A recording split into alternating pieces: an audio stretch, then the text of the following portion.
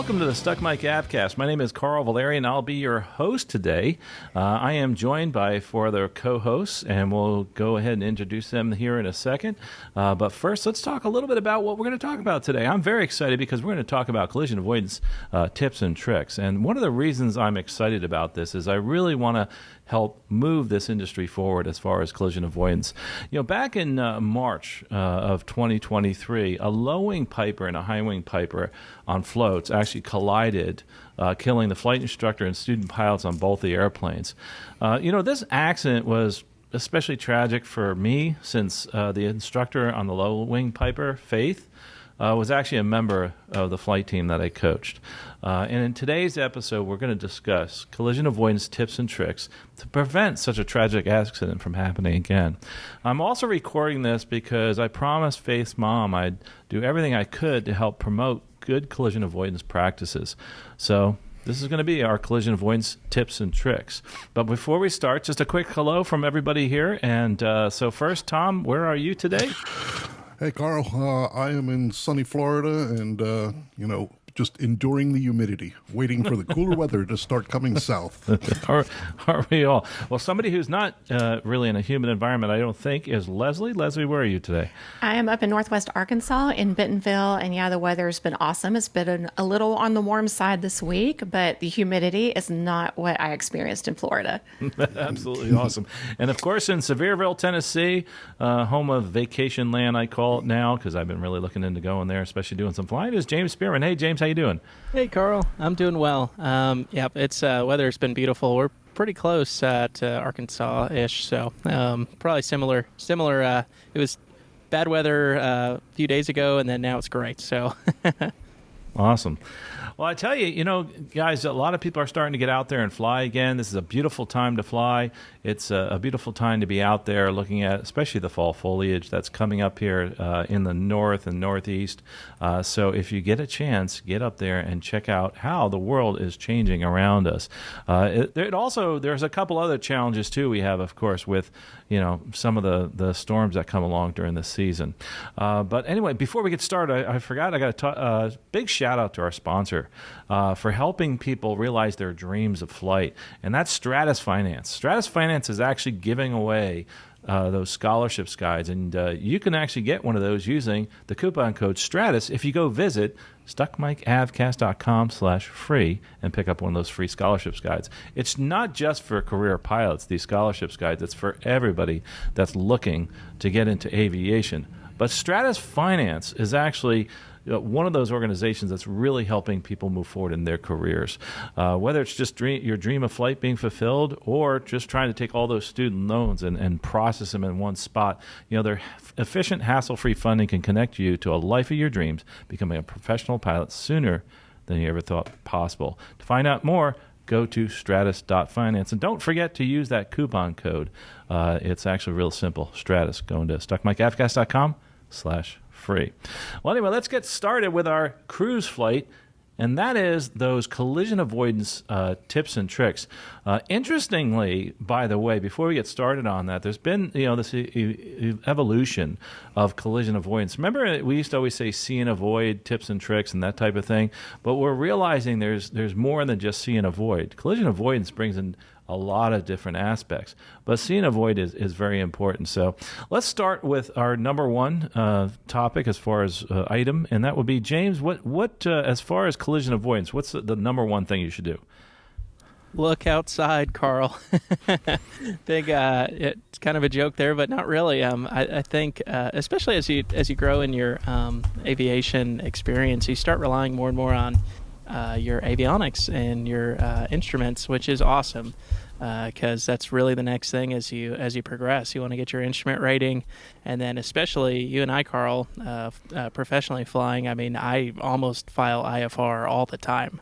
It's almost easier for me to fly IFR versus VFR, but you hear this as a joke with people in the military or flying airlines, that I think even the young pilots that are just getting into this can understand it or think it's funny. Just look outside. That's anytime we're in the traffic pattern or we're trying to do something, and you'll see a really experienced pilot just start getting discombobulated with trying to get behind in the avionics and what he's got programmed. It's like, dude, just look outside, girl or guy, look outside. And it's today I was in the traffic pattern, and there was 3 or 4 people lined up on final, and overtaking each other, and I could see it from the downwind pattern. And you realize that there's 3 or 4 people and they are not paying attention that they're overtaking each other on final. We talked about keeping the transmissions down in the traffic pattern, but that was me. I came over, I was like, hey guys, you really need to look outside. This is this is going to be an issue. But those were 4 people in a row that just would not, I'm sure they're relying on their avionics, but just looking outside is I think focusing on flying VFR every now and again, and keeping your eyes outside is a great start to collision avoidance, which sounds funny, but it's not a joke. It's the simplest things, right? And this, even flying professionally and flying through weather, we have these radars. I mean, how do you avoid bumping into the cloud or bumping into a big storm, I should say? Well, that is just looking outside, because sometimes your radar lies. So see and avoid is very important, but to see, you have to look outside the airplane, just like you were saying. So that's some great advice. As far as looking outside, one of the most important things is not just looking outside, but seeing, and that's processing what's happening out there and processing what's there. And there's some techniques that we can use to actually look outside and see what's there. And those are scanning techniques. So, Tom, why don't you tell us a little bit about maybe what you do as far as scanning techniques? Yeah, Carl. So, scanning techniques it's such a broad topic, what I mean? And as I started thinking about this topic, it's like, the first thing that came to my mind was like situational awareness. What type of scanning techniques am I going to use in different situations? What am I going to do when I'm taxiing, when I'm before takeoff, on takeoff, when I'm in the climb, when I'm in cruise, when I'm in the descent, when I'm on an approach, all of them. There's all different situations, and the type of scanning and what I'm going to be looking for is going to be different, and trying to be very ultra aware of what is happening in that particular time and place. And that's a big part of it. If you can wrap your head around what you're doing at the time, it's going to help where you're going to be scanning, right? I mean, if I'm working the pattern, I'm going to be looking on departures, I'm going to be looking on approaches, and I'm going to be looking off on that 45-degree angle to see if there's somebody's coming in who might be maybe tuned into the wrong station, talking, but I can't hear them, and I've been in that situation before. So being able to see and get away or avoid people in a specific situation is a large part of the scanning techniques.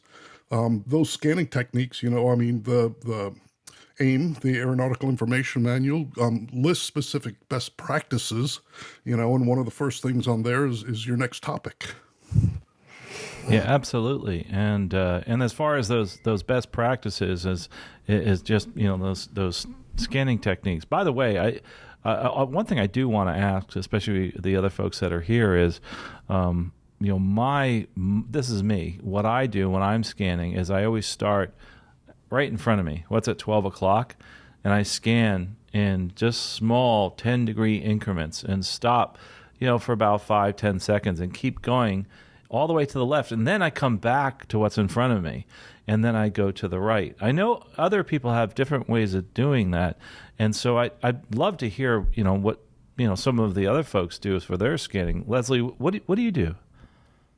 Well, first thing I do, and something I get a little OCD about, is I start off with a clean windshield. And that seems really common sense, but a lot of pilots don't take the time to wipe off the windshield. And I do the front windows, the sides, and even the back.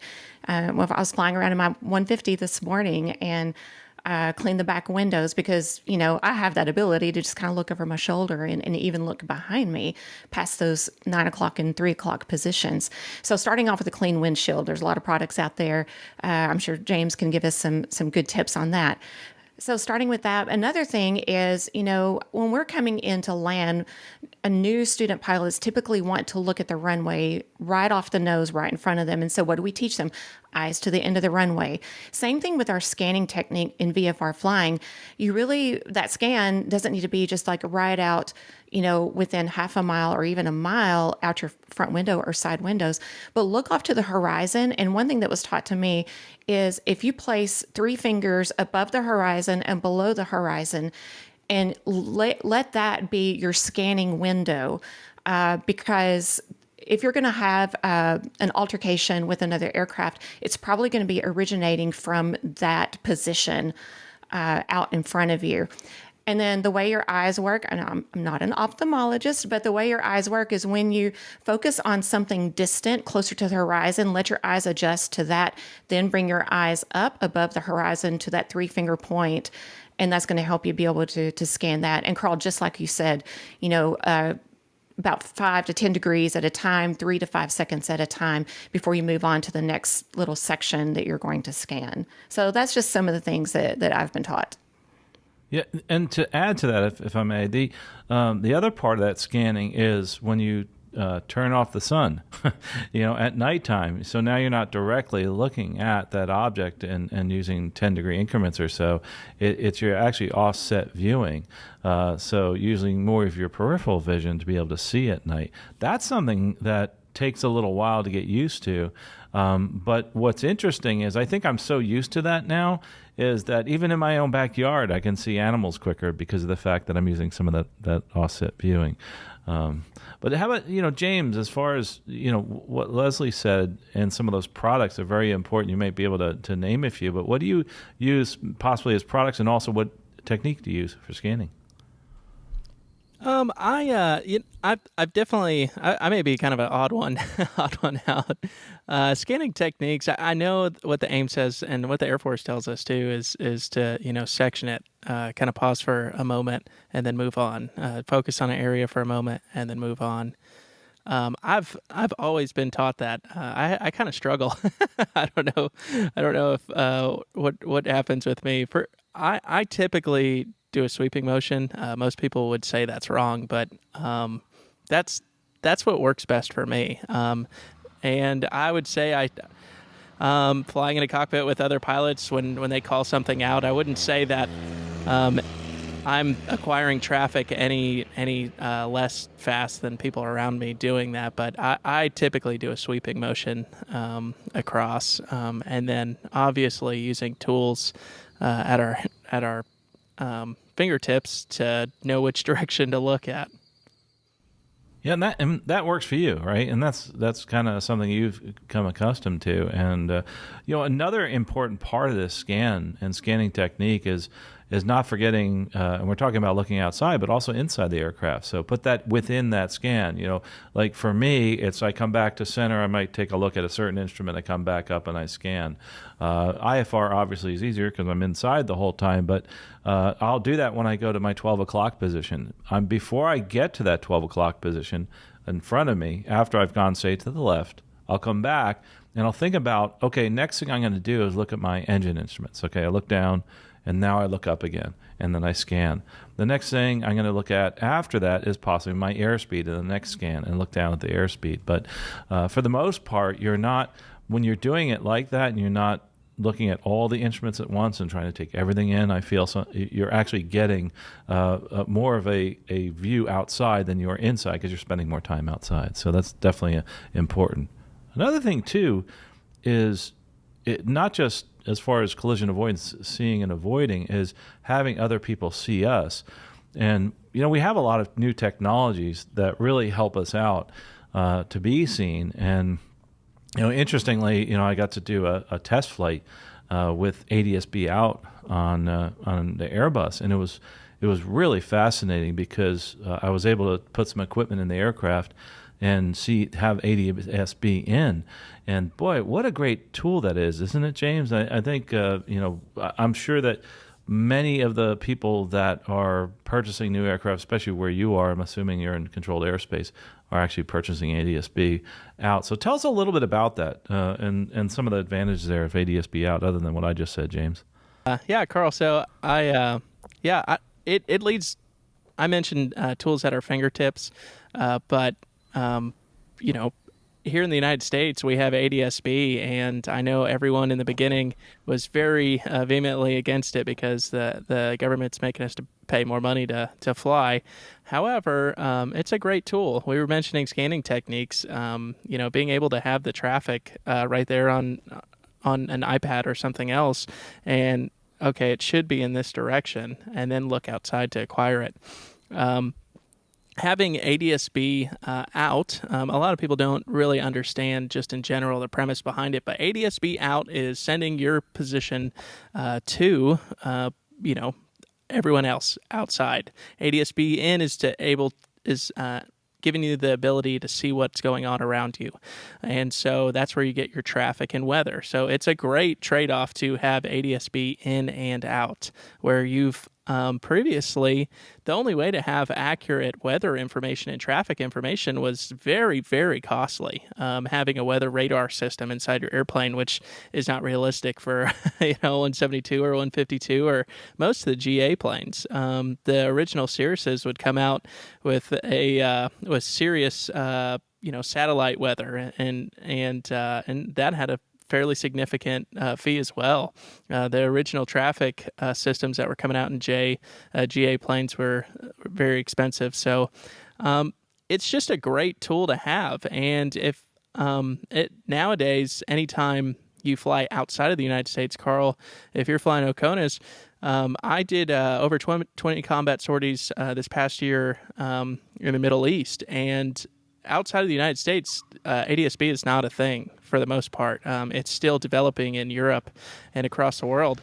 And so all of those missions, it would have been amazing to have ADS-B traffic. Obviously, we're not trying to give off our position, but when you're flying through very congested airspace in Europe, and you're trying to navigate through thunderstorms, all of a sudden we're at 30,000 feet and we're actually looking outside to navigate around thunderstorms and see and avoid very congested airspace where we're in RVSM airspace and we're 1,000 feet apart. It's just crazy. I had to go back to not having any ADS-B in or out. It was just so frustrating. So it's a great tool, and it's not very expensive nowadays to install this in your aircraft. If you have an original legacy transponder, the cost of entry is not insane. It's definitely worth it. The trade-off that you get back having those resources at your fingertips is great. Think about, I come back to this a lot, but how much is your life worth? This is giving you safety in the aircraft. It's increasing your overall situational awareness, which may legitimately save your life. So today I was flying in my Icon, and I was being overtaken by a helicopter that was not paying attention. And I could see him from behind me overtaking me and descending. And I was able to know, and he was not talking on frequency. The only reason I knew is because I had ADS-B pulled up. Well, and there's a testament right there. And it's interesting you talked about the tool of ADS-B. I got to use ADS-B I haven't used it in a long time. I had an airplane that had it the other day. And what was really cool is you can actually look up who that is. And you can actually talk to that person and say, hey, Cessna 12345, this is so-and-so, especially in a remote area if you're flying. And they'll say, yeah, go ahead. It's like, well, how's the weather over there, or something like that. And to me, that was like the coolest thing, because I don't get to use ADS-B in hardly at all. And I was like, wow, that is pretty darn neat as far as being able to look at who's out there.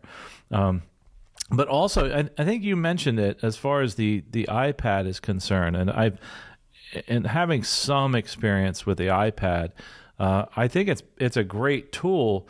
But it also, again, same thing with ADS-B in, it actually allows you to see who the aircraft are that are out there. So you have this incredible situational awareness. And I've noticed that for me, and James, I'm sure you agree with this, when you're flying and using your iPad, it allows you to see and avoid the aircraft earlier because you already know that they're, say, 40 miles away and you're already start looking for them. The big part, of course, is not fixating on that, looking for other traffic. But boy, I tell you, it makes you feel a lot more comfortable, and I'm sure James, you'd agree with that. But that's actually just a wonderful tool. As far as other tools on your iPad, like there's Foreflight that's on the iPad. James, do you know of any other ones that, as far as like ADSB? I think what's the other one that we use out there? So Garmin Pilot app is another one. There's a few other. I'm not getting paid by anyone. I'm just giving you my personal opinion. Foreflight is the 10,000-pound gorilla right now. I mean, they have an amazing product, and it's so easy to use. It'll keep track of your hours. It'll update your logbook for you. It'll give you suggestions. You can file VFR and IFR, and then you type in your route of flight, and you can pull up the altitudes, and it'll tell you exactly what the winds are going to be. So you pick the one that's going to give you the best airspeed. In fact, in the military now, we use exclusively Foreflight for filing our flight plans, which is just it saved hours and hours of manpower to get these airplanes out. And when GA's been doing this forever, I mean, my flight planning is on the way in, just checking the winds, and I can check through all the weather, the NOTAMs, everything else. You can load in takeoff and landing distance in it as well. All of this can be done on your walk to the aircraft or on your way in. So it's a great tool, and just like you mentioned, it does have the end numbers of the planes if they have ADSB out, right? So if it's a Piper that doesn't have an electrical system and you're not in Class B or C airspace and they're floating around, you still can't see them, but if they're there and they have ADSB out, you'll see their end number, and it makes it like today, like I mentioned, I knew exactly what their registration number was. And so I was able to keep calling them out on frequency. Eventually they came up, but they were not talking at that point. So it didn't exactly help, but there's all kinds of times in the traffic pattern, especially non-towered, where I can see people's registration number, and I can ask them, just like you said, hey, what are your intentions? Are you leaving? Especially if they're not talking, or but it just builds better SA inside the traffic pattern. Yeah, absolutely. And there's more. The Foreflight is just a great tool. Also, the other one that I was trying to remember is Flight Radar 24, because I use another piece of software other than Foreflight at work, and it confuses me when I have them both up at the same time, because it's like, wait a minute, which one am I actually using to navigate? So I don't use two at the same time. But Flight Radar 24 plus the one that I use gives me some great SA, and also tells me, how we can navigate around some of that weather that's up ahead of us, and what's everybody else doing besides, what I'm doing. And wait a minute, why am I going this way when everybody's going the other way? They must know something I'm not. I don't know. But there's so many different tools in Foreflight. I think, Tom, you also had a comment on Foreflight. Yeah, and I mean, as I was just listening to James talking, it occurred to me like how great a tool this thing became. Just having I started with Garmin Pilot. I ended up with Foreflight because as I became a professional pilot, most of the 135s and everything else required me to have the iPad and have Foreflight. So and as I got better with that, and of course, we all know how those companies have all joined together, that Boeing and Jeppesen and Foreflight, and they're all kind of the same thing, and they've built this amazing product now. So using that, and as they keep adding more and more tools, I find myself more and more with my face in that iPad instead of doing what I'm supposed to be doing, which is outside and looking around. It's a great tool. It gives me a heads up that there's people coming. Having flown before we even had ADSB, when that got turned on and I first started using it, I was almost scared about how many other aircraft that were that close to me that I had no idea. I had no idea whatsoever, because once they're 5-6 miles away, they're kind of really hard to pick up, but with that, having that tool now, I got to find that balance between looking on the iPad and where traffic is, and still flying that airplane and looking outside, keeping my head outside, and it's a balance. It's one of those things where you really have to balance yourself to figure out how that information is going to best work for you in those different situations I was talking about. Absolutely, I think that's very true. In some countries you can't use in some schools you can't use the iPad, so they're holding those little charts. So I struggle with that though. It's like, yeah, that's great because they're not focusing on it, but also they don't have maybe all the ADS-B and they don't have all the traffic that's out there possibly. So, but you're right. I mean, you can focus too much on anything really, right? Anything that's out there, and going back to the see and avoid, and I think this is something else that's important is us being seen by others, which is obviously with ADS-B out, but also lights. That's a tool that I use extensively, and one thing that has changed, and I'd love to hear James comment on this, is I remember like when you used to worry about light bulbs and light bulbs burning out. Now that we've gone to, I know for me, gone to LED on the last airplane I had, I don't worry about it burning out anymore. What have you seen, James, as far as your customers? I mean, are they leaving their lights on longer? Yeah. So for the most part, most aircraft owners have gone to LED lighting, and LED, it requires less wattage and power to run the system, and it doesn't burn out. So for the most part, people leave their landing lights on all the time. Leave all the lights on all the time, and hey, somebody might be able to see a little bit easier. And so it's just, and it's the draw is way less on your system than just running any of the having all of your lights on and all of them being LED is probably less amps than just one of the lights back in the day. Wow. Which is kind of funny when people started. It wasn't so easy to start installing LED lights. The FAA wanted engineering and proof and all this stuff, and it's like it's safer. It's less likely to catch on fire. Uses less draw off of the aircraft system.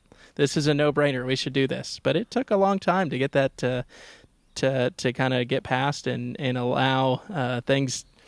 I remember not too long ago we were doing field approvals to put LED lights on wingtips. It was just insane.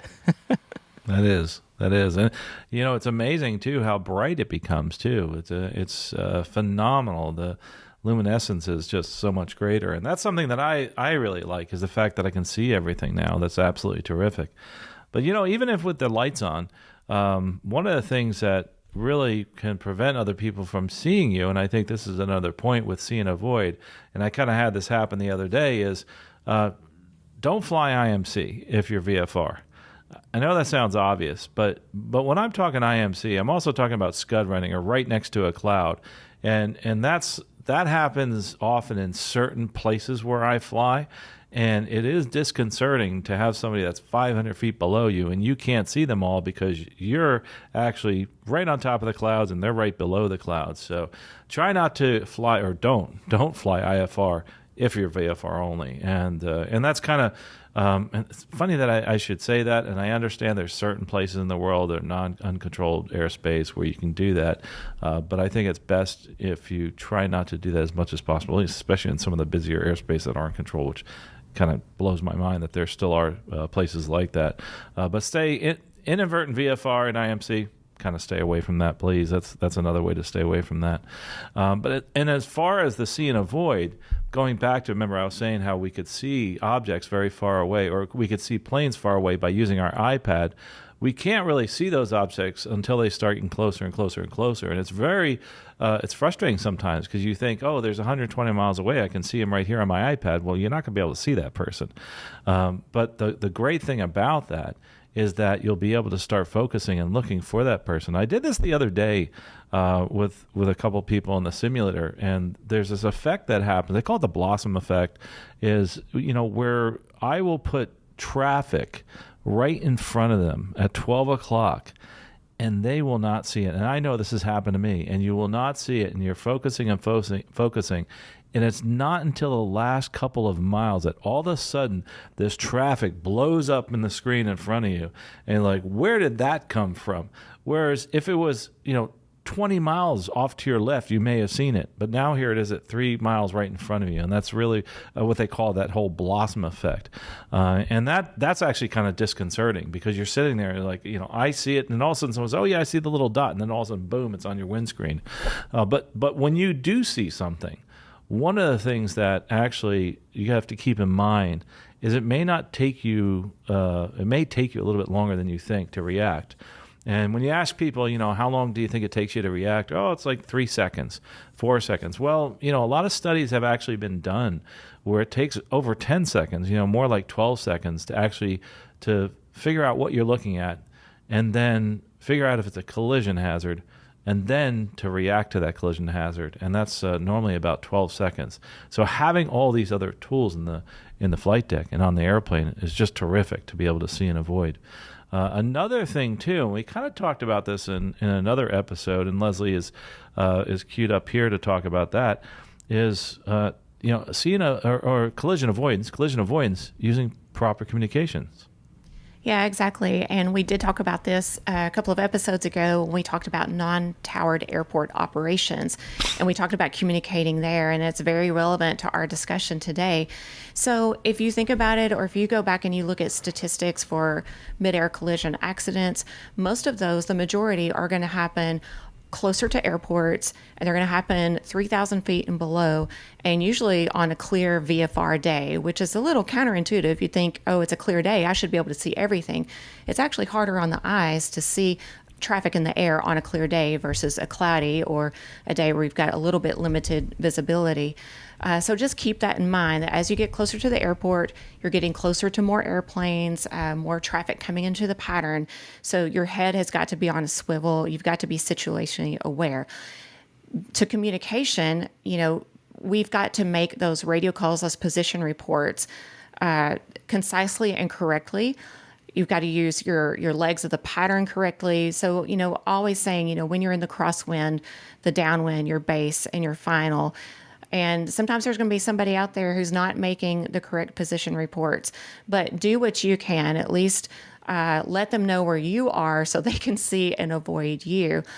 And then also, even at the towered airports, when we're getting out and maybe we're flying cross country, getting the communication going with air traffic control and asking for flight following, because workload permitting, flight following is going to give you some of that traffic separation when they can. They're going to give you traffic alerts, and maybe you're in an aircraft that's not ADS-B and equipped, but you've got ATC there that can kind of give you a help and assistance with that, to give you traffic reports. And of course, in your towered fields, you're going to get that as well.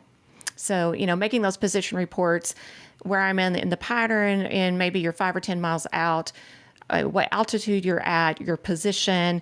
If you're in an unfamiliar area, utilize your chart. And it may feel kind of silly. I was flying into a new airport earlier this week, and there's a place on the VFR sectional, and it's a statue. So I said, oh, I'm at 3,500. Just crossing over the statue, because I was hearing some other traffic on the radio. So I thought that felt really silly. But at least other pilots who are familiar with the area, they know, oh, I know exactly where that aircraft is at. We talked about air traffic control and them helping, but there are some limitations too, aren't there?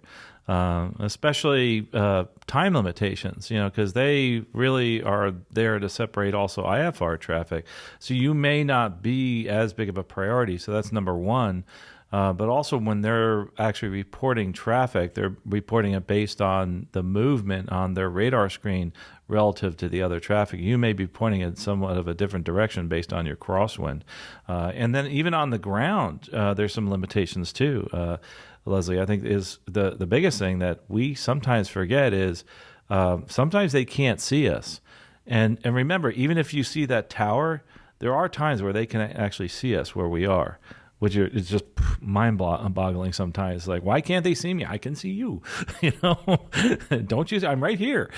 But they may not see you. So just remember that. Just because you can see them doesn't mean they can see you. That's right. And even going into especially the Class Delta airports, and I'm not a controller, so I don't know all of the equipment, but from what I understand, Delta towers sometimes are limited in their scopes and their radar capabilities.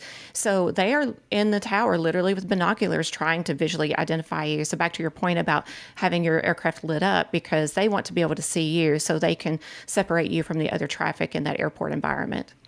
Yeah, absolutely. And you bring up another point there as far as the tower and not being able to see us and having to use binoculars and limitations, but also blind spots. And that's something that's really important, is to understand your blind spots. And on the blind spots in the airplanes, this kind of goes into even training properly. But say, I'm in a high wing airplane, and then the next day I'm in a low wing airplane. I may actually start my turns a little bit differently. So like if I'm turning to the left and I'm in a high wing airplane, I'm going to raise that wing up. And this is important that we train our students to do this, right? And the reason we want to do that is because, by doing that may, save your life. And that actually happened to me. I had a student actually saved my bacon by, I said, hey, take a turn left heading, whatever. And before he turned left, because I drilled in his head to always raise the wing, he looked, and sure enough, there was an airplane there. And I was like, wow. And I actually forgot, I was going to forget to do that. So this person actually helped me. So those are the kind of things you want to do, is just remember that we have these blind spots, especially, if you have, a low wing that's over a high wing. And we've seen some of those things happen. And tragically, this happened in an accident that I was talking about.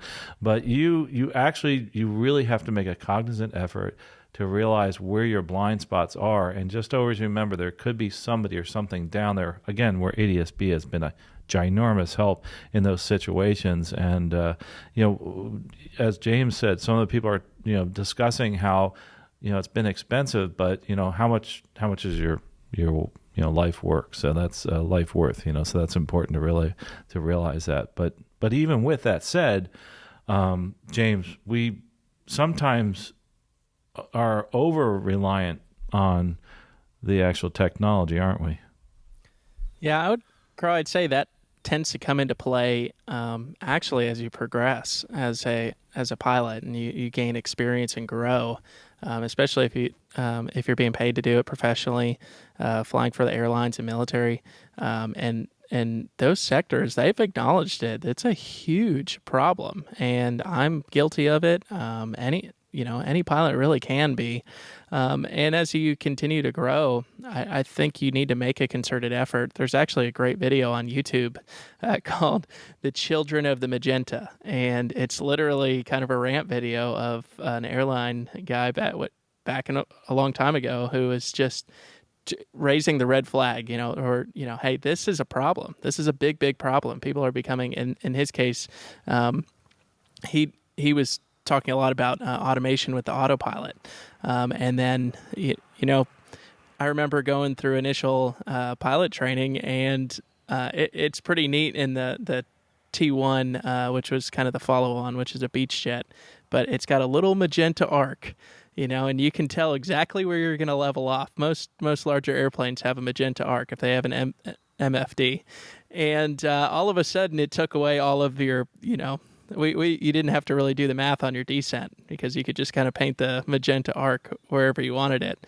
And that's what always came back to my mind is, well, you take that away and it's like, oh, where are we going to level off, James? You got to run the math. So I think it's especially in what we're talking about with traffic avoidance, it's very easy to just become, this is safe, this is comfortable, and becoming over-reliant on systems. And even today, if I forget my iPad at home and I hop in a plane and go, all of a sudden it's like something's just, I'm missing my arm. So it's good to every now and again not use it, turn it off. The Air Force really tries to force us to fly quite a bit without the autopilot on, trying to force us to stay proficient. But that's I've heard people flying for the airlines where the captain of the plane, it has to go. They have to execute a go around, and he forgot, and he has to turn it over to the to the co-pilot to execute a go around because he just hasn't done one in so long. He's just been so accustomed to flying the autopilot in all the way into the flare and then kick it off, or up to minimums and then kicking it off. So over reliance on technology can kill you, certainly. So I think it's a great point to bring up. Absolutely. Yeah. It's interesting you brought that up because there's been a big push the past 5 years to have, especially at the airlines, the FAA said, hey, listen, we got to turn that stuff off. And we've really been doing a lot of that at the airlines. As you know, I teach over at the airlines, and we are flying without autopilot on a lot more than we used to. And you can see the difference when people are coming back in for recurrent training because they can actually physically, fly the airplane, which is terrific to see. But as far as, we talk about training as far as being proficient, and that's a whole nother, show, as I'd love to talk about proficiency and getting ready for your flight review and that type of thing, which we'll do in the future. But how do we actually go about teaching people how to avoid collisions through see and avoid and all these other measures? And we'll kind of do a quick round robin here as far as that's concerned. But I know I'm going to have each of you come up with at least one. But I know one of the things that I do, especially on the ground, is when I'm taking off, is just not taxiing straight out to the runway, is that I am trying to get as much of a view of the traffic that's out there. But I can't do that by just taxiing straight. I need to actually go left and right and possibly even do a circular pattern at the end of the runway if I really want to see what's out there. Of course, making sure that there's nobody else around. And if there's a tower there, even with a tower, I'm doing my see and avoid. And of course, even like I said at the airlines, we when the tower clears it for takeoff, we are actually clearing physically and visually clearing the path. And that's really important to realize that the eyes are so important, and so important to really take care of our eyes and to actually understand the limitations like we've talked about. But that's one of my techniques, is especially on the ground, is start looking around. So Tom, let me shoot it over to you. What's something that you do to help people learn collision avoidance? Sure. And what you were just describing is perfect. And I will add to that, yes, my eyes are very important to me, but so are my ears. I'm listening to radio communications. I'm listening to people in the pattern, listening to people who are coming in on final, whatever's going on on that particular frequency at that time.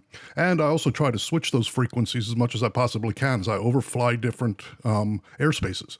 I'm listening to approach control. I'm listening to departure. I'm listening to whoever. If I'm going to fly close to a non-towered field, I'll tune into their frequency so that I can hear what's going on there. And so as much as my eyes are important, my ears are as important as well. Yeah, absolutely. So, Leslie, I'll throw it over to you. I know, Tom may have taken yours.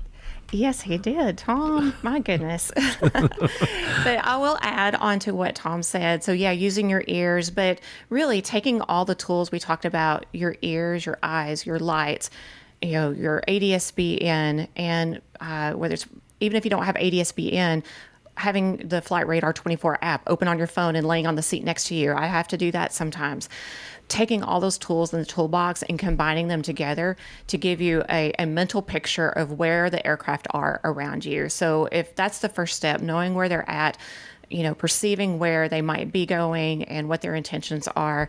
And then, using your communication skills to say, hey, I noticed you're over here, I'm right here. And it just gives you a cue when and where to give those position reports, especially in those uncontrolled, non-towered fields.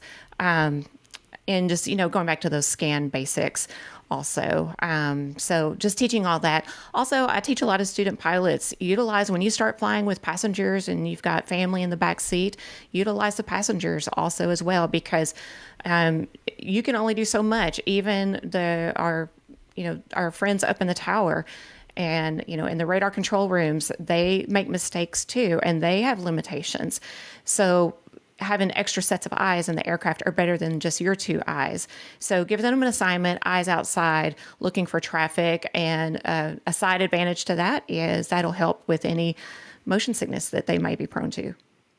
Yeah, outstanding. I mean, I'm glad you brought that up because everybody can help with collision avoidance, even your passengers. So hats off to you. Thanks for that one, Leslie. James, I'll throw it over to you. What do you do to help? What's one of the techniques for helping with your students learn collision avoidance? Oh, yeah. So, Carl, I like to incorporate kind of verbal cues that actually are that you incorporate an action with. The Air Force and most crewed airplanes, anytime we turn left, there's a verbal call out, clear left. That whoever's flying the aircraft, clear left, and the pilot, both pilots look outside. Yep, you're clear left. Okay, go for it.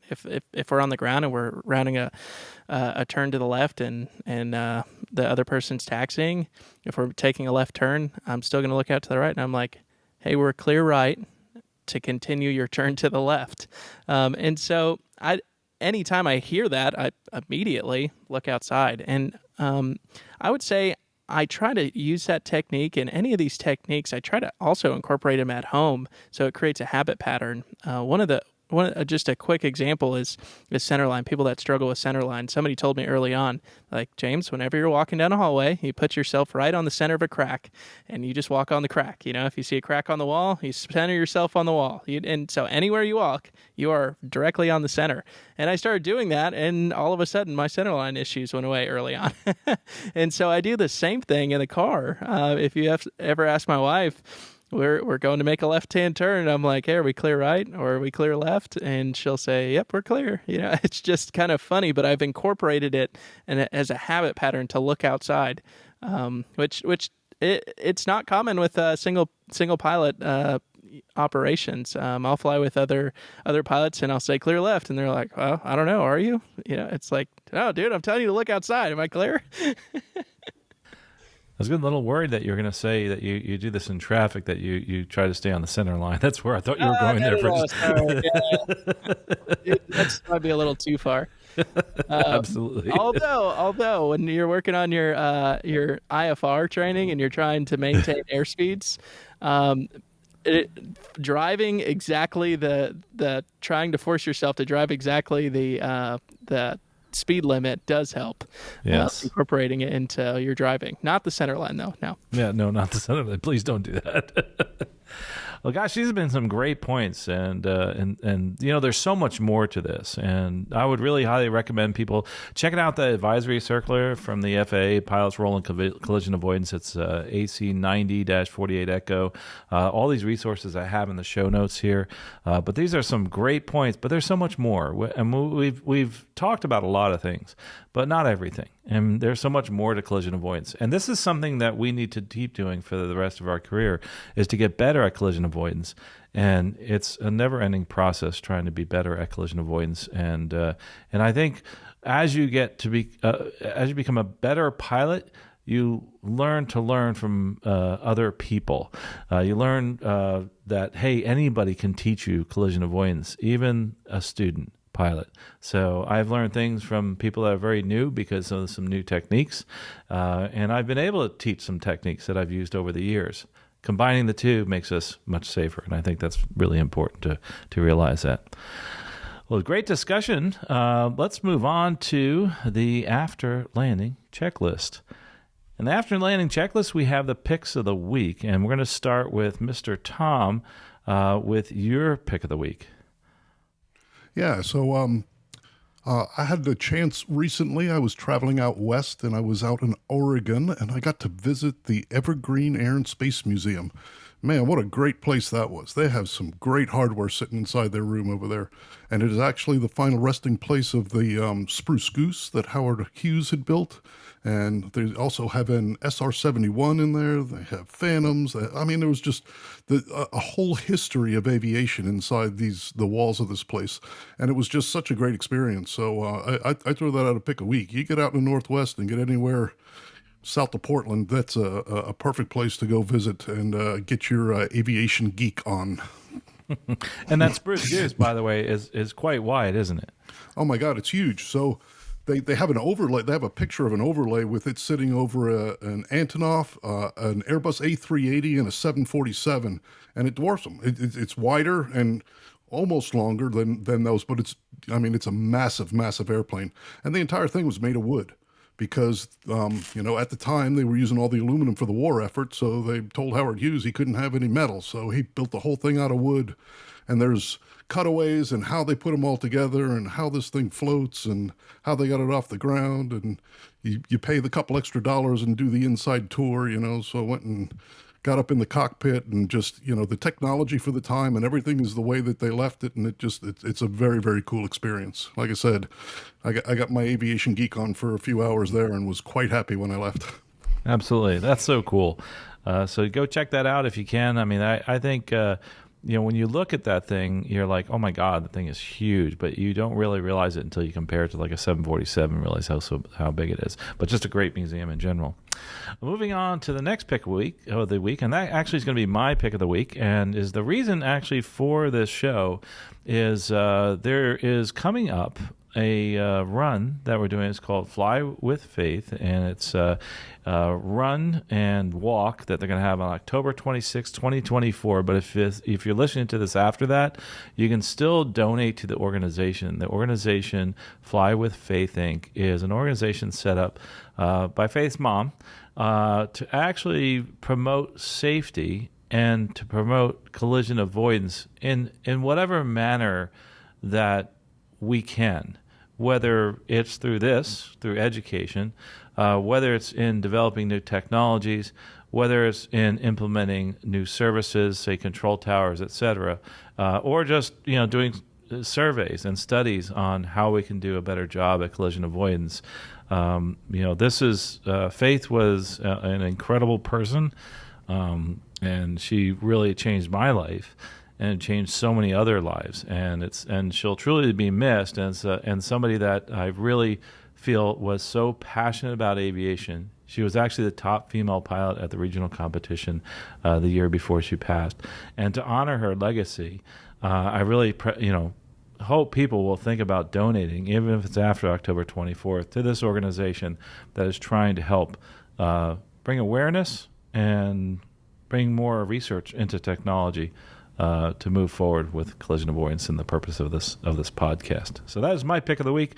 It's a run sign up. You can also look at signing up for donations to Fly with Faith. So that's my pick of the week. Leslie, what is your pick of the week? All right, my pick of the week is the United Flying Octogenarians. So this is an organization of pilots who are in their 80s. So 80 to 89 years old. And the reason why I wanted to do this is the pick of the week. It's top of mind. I just did a flight review for someone in their 80s a couple of days ago. And let me tell you, this pilot, not only did he still have his stick and rudder skills, but his knowledge, he took so much time to prepare for the flight review. He came to the flight review with questions about different regulations that he was not concerned about, but, had questions about, just sharp as a tack. And I was like, what is your secret, to not just longevity, but just his mental acuity and his physical skill in the aircraft. So it was just not only, I think it was that he was looking forward to that day and a fun day for him. But man, that was a high watermark in my aviation journey is to be able to have that experience with him. So, and he was wearing his ball cap that it said the UFOs, the United Flying Octogenarians, and you can find them at ufopilots.org. Yeah. Outstanding, and I think that's so cool. UFO pilots.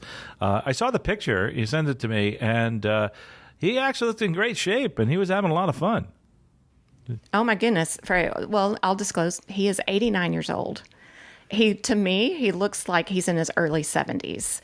It was just amazing. It gave me hope for the future. It was such an encouragement. Yeah, that's so cool. That is so cool. So no matter what age and who you are, you can love aviation and get involved in aviation. That's for sure. So interesting. 89 years old. Man, what a pleasure that must have been. So James, what is your pick of the week?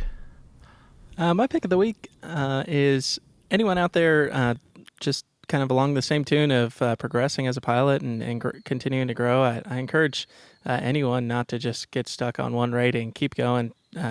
get your instrument, get your commercial, become a CFI, even if you have no intention to ever really instruct on a serious basis. But try to do the craft. Think of this craft that's something that you want to do really, really well. It's not just trying to be better than anyone else. It's just holding yourself accountable and trying to do the best that you possibly can. So most people don't realize the tools that we have at hand. The one that I was going to bring up today, there's so many, but is the backseat pilot. And anyone that's taking the jump, trying to get their CFI, I think they've got great courseware that give you so much resources to prep for a CFI check ride and actually be able to teach students through the ACS. So I recommend that. Awesome. That's a great tool, and I love their website. Great pictures on there. Really, really well put together website there. So check that out in the show notes. We have all those links to all those different items and also all the picks of the week. And you can actually look at our past picks of the week on the page. It's hundreds and hundreds of them. By the way, we're going to be at air shows coming up November 2nd and 3rd. Don't forget Florida Air Show.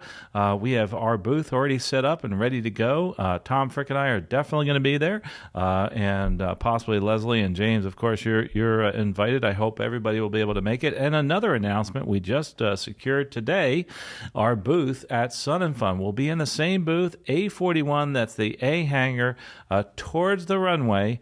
And we're going to be there actually doing some interviews. We're going to do a little bit different this year. We're going to actually have a table there. We're going to start doing some interviews and having some of our crew going out and doing some interviews during the show. So what we're going to do is go back to what we did years before and bring you a daily where we actually have interviews from the field there at Sun and Fun. And we're going to do a little bit more volunteering at Sun and Fun Radio. So don't forget that. Also, coming up next in the next episode, we have a really great interview with Denise Dole, who's the president of the Florida International Air Show. First female president of the show, doing a great job, did a great job last year. And she's going to talk about how to run a successful flight show. And she has done an incredible job moving that forward. But most important, though, I want to encourage everybody to do something after this recording, and that's this. Go out there and try to figure out a way that you can better fly and better yourself as far as collision avoidance. Try to do a better job as far as seeing collision avoidance, getting out there and using the different technologies. This is something that's very close to my heart, of course, with Faith and the Run with Faith and that whole project that we have going on, and Fly with Faith, where we're trying to promote actual see and avoid and collision avoidance techniques. And it's something that if possibly there was either a technology or different training, maybe it avoided her death and also others. So I want to encourage you to try to do something today or think about something that you can do that could actually increase your collision avoidance, whether it's seeing avoid or through the technologies. Well, we'll talk to you next episode. Safe flying out there.